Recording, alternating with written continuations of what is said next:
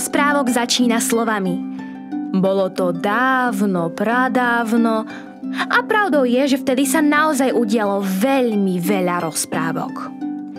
To, čo vám chcem rozpovedať, sa však nestalo ani dávno, ani pradávno. Stalo sa to tak dávno, že také dávno možno ani nikdy nebolo. Kde sa voda sypala a piesok sa lial, tam sa udiali asi všetky ostatné rozprávky. Ale ten náš príbeh sa tam neudial. On sa totiž udial úplne všade. Ja viem, znie to čudne, ale uvidíte, že ani trochu neklamem. Bol to čas, kedy mama príroda ešte len tvorila svoje veľké dielo. Vlastne už ho mala skoro hotové. Bolo treba už len dokončiť zo pár drobností, ako skaly, stromy, trávu, potoky a moria. Ako vravím, už len zo pár drobností. Ale nemala to jednoduché, lebo sa jej s tým všetkým snažili pomáhať jej dve deti. Deti sú všelijaké. Poslušné, dobré, tiché, milé, veselé a čo ja viem ešte aké. Deti mami prírody boli vystrájacie. A bolo úplne jedno, že to boli dievčatko a chlapec. Vystrájali rovnako. Mama príroda im dala meno Zimoslávka a Letoslav. Ani chvíľu neposedeli, nevydržali chvíľu postáť na jednom mieste. Všetko museli chytiť do rúk, nič nenechali na svojom mieste.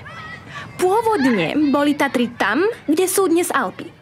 Atlantický oceán bol tam, kde je dnes veľká púšť Sahara. A neviete si ani predstaviť, koľko veľkých miest i malých dediniek bolo kedysi úplne inde. Mame prírode sa to už nechcelo stále upratovať a tak je dnes všetko tak, ako to jej deti rozhádzali. Smiali sa a šantili celé dni. A to teda bolo čo povedať. Kedysi bol na svete celý deň len deň. A tak mama príroda napokon stvorila aj noc, aby bola aj tma. A aby leto a zima na svoje vystrájanie nevideli, a tak museli ísť spať. A ona si mohla aspoň na chvíľu odýchnuť. Pri jednom takom oddychovaní jej však niečo prišlo na um.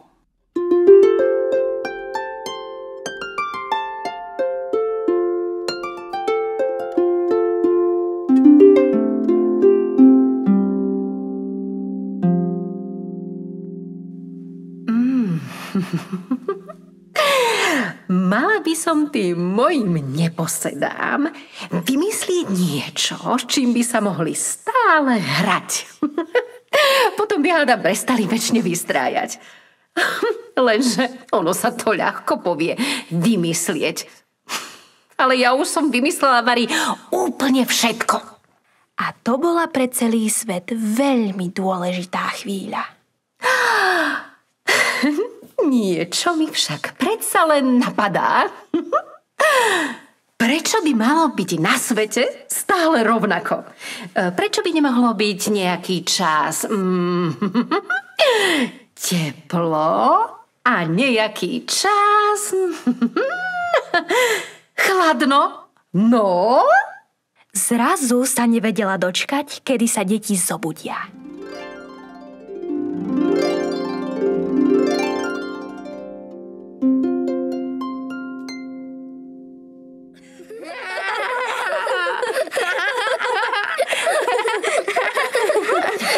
Deti, mám pre vás dôležitú úlohu.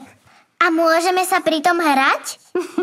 Pravda, že bude sa vám to páčiť?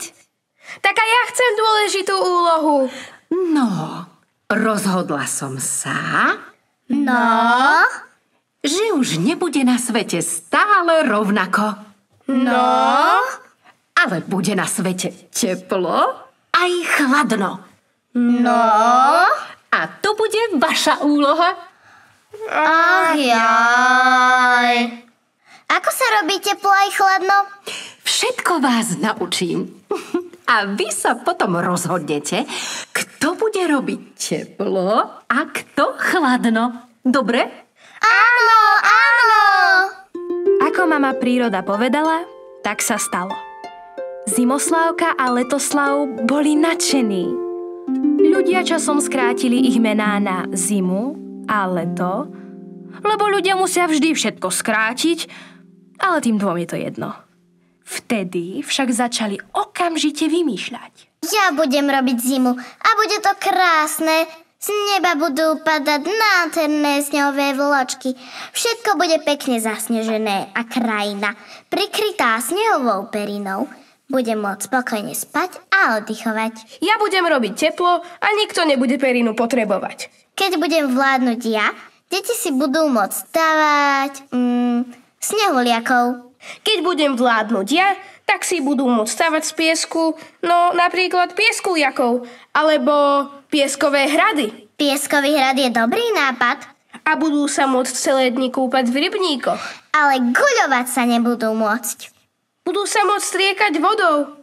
A ja nechám rybníky zamrznúť a budú sa môcť korčuľovať.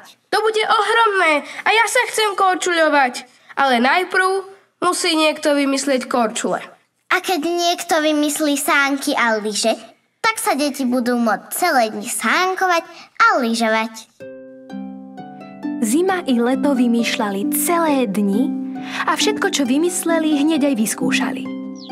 Chvíľu bolo teplo a hneď zrazu mrzlo. Chvíľu svietilo žiarivé slnko a hneď na to snežilo. V jednej chvíli lúky rozkvitli farebnými kvetmi a v okamžiku sa zmenili na kvety ľadové. Po niekoľkých dňoch mama príroda už veru nebola presvedčená, že vymyslela deťom práve najlepšiu hračku. Lenže oni sa už vo svojej zábave zastaviť nedali. Zajace neverili vlastným očiam, keď si v jednej chvíli pochutnávali na čerstvej, sladkej mrkve a v tej istej chvíli mali zrazu v labkách zmrznutý mrkvový nanuk. A niekoľko rýb, ktoré vyskočili nad hladinu, aby si chytili okolo letiacu mušku, nedopadli späť do vody, ale na tvrdý ľad v tej chvíli zamrznutého rybníka. Odvtedy majú ryby také veľké, prekvapené oči. Mama príroda bola už naozaj zúfalá. Je na čase, aby váš otec prišiel na chvíľu aj domov. Lenže otec Čas nemal na svoje deti čas. Stále musel niekam bežať. Veď napokon dodnes ľudia hovoria, ten čas ale beží. A tak mama príroda počkala, keď išiel otec Čas náhodou okolo a chytila ručičky na veľkých hodinách, ktoré mali v izbe. Hodiny prestali tikať a čas sa zastavil.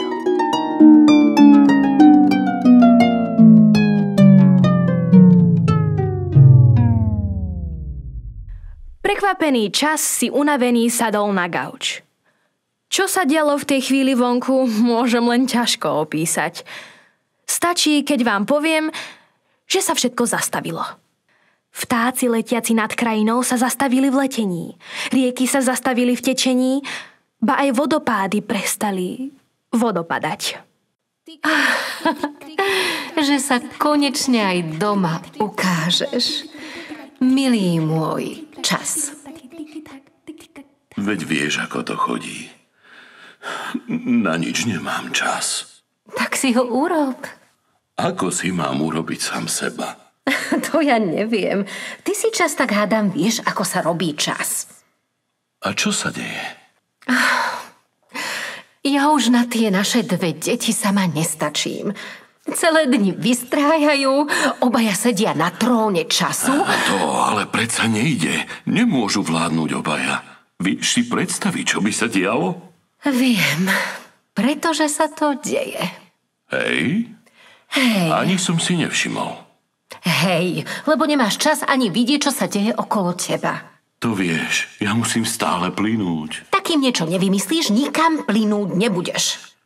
Tak čo keby? Čo keby? Čo keby? Som už skúsila a nepomohlo to. Tak nech každý vládne polovici ročného času. Hej. Hej. Ako sa ukázalo, bol to naozaj výborný nápad. Pol roka vládlo leto a pol roka vládla zima. Najprv sa zdalo, že je všetko ako má byť a lepšie to už ani byť nemôže. Lenže to by tí dvaja nesmeli začať medzi sebou súťažiť, kto dokáže viac. Zima bola stále studenšia a mrazivejšia, až napokon od jej mrazu aj skaly začali praskať. Leto bolo stále teplejšie a horúcejšie, až sa napokon od jeho horúca tie prasknuté skaly začali topiť. Ale ako sa hovorí, všetko zlé je na niečo dobré a tak tomu bolo aj vtedy. Zima i leto sa počase tak unavili, že aby mohli ukázať, čo všetko dokážu, museli si konečne aspoň trochu oddychnúť. Zima poľavila zo svojej zimosti a mrazivosti a leto zo svojho žiaru a horúčav. A tak bolo zrazu na svete úplne novo a krásne. Nebola ani zima, ani veľmi teplo. Všetko navôkol, všetko široko i všetko ďaleko sa prebúdzalo. Svet sa rozžiaril všemožnými farbami kvetov, vzduch sa naplnil ich vôňou i vôňou dýchajúcej zeme a unavených skál. Samotná mama príroda hľadela na tú krásu s úžasom. Tak to iste vyzerá raj, šepkala nadšene a okamžite prijala toto nové dieťa času za svoje. A to, čo si pomyslela, tak mu skryla do mena. Dala mu meno Jar. Keď si to prečítate odzadu, ale to vám vysvetľovať nemusím. A to je vlastne všetko. Mohla by som vám ešte povedať, že vlastne podobne potom vznikla aj jeseň, ktorá vo svojom mene skrýva radu pre ľudí, aby na poliach už nesiali, lebo prichádza zima a pôda zamrzne. Ale to už je iná rozprávka.